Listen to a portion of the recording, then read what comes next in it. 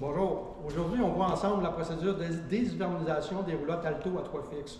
On parle de la F1743, de la F2114, de la F2414 et de la A2124. Alors, la procédure pour déshiverniser, la première chose à faire, c'est de rincer le réservoir d'eau fraîche.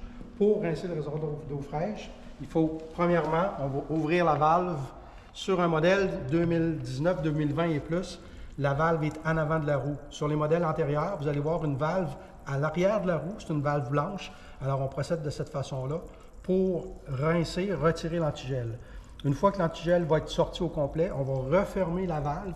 On va remplir le réservoir d'eau fraîche d'eau pour pouvoir le rincer. On procède de cette façon-là 3 fois.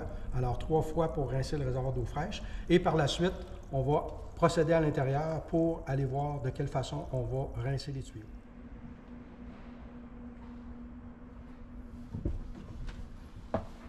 OK, maintenant, on va procéder au rinçage de la tuyauterie. Pour commencer, on va mettre la pompe à eau en on. Et puis, il faut faire le rinçage de toute la tuyauterie. On va faire le rinçage l'eau chaude, l'eau froide.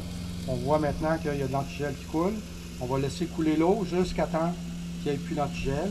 Et aussi laisser rincer pour éliminer la mousse qu'il va y avoir. Là, je ne vous attendrai pas jusqu'à la fin, mais vous allez voir, vous allez rincer. Ensuite de ça, on va venir à l'intérieur la toilette. On va faire la même procédure pour la toilette. On va rincer la toilette, ça fait qu'on va faire couler l'eau. L'antigel sort, maintenant il y a de l'eau. Le rince-toilette, la même chose. L'antigel jusqu'à temps qu'il y ait de l'eau. On s'entend que la toilette, je n'ai pas besoin de rincer aussi longtemps que le lavabo et la douche. On va venir rincer aussi la douche intérieure, l'eau froide. Et puis, l'eau chaude, la même chose. Alors, on rince jusqu'à temps qu'il n'y ait plus d'antigel.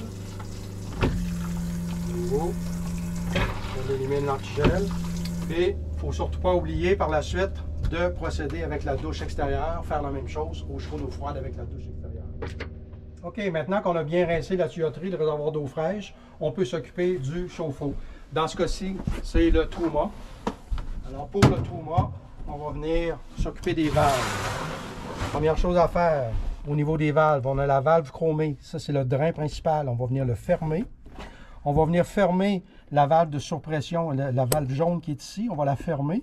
Et puis, on va ouvrir nos 2 bypass. Les 2 bypass, c'est ce qui va permettre à l'eau de rentrer dans le chauffe-eau. Maintenant, on vient d'entendre la pompe à eau partir.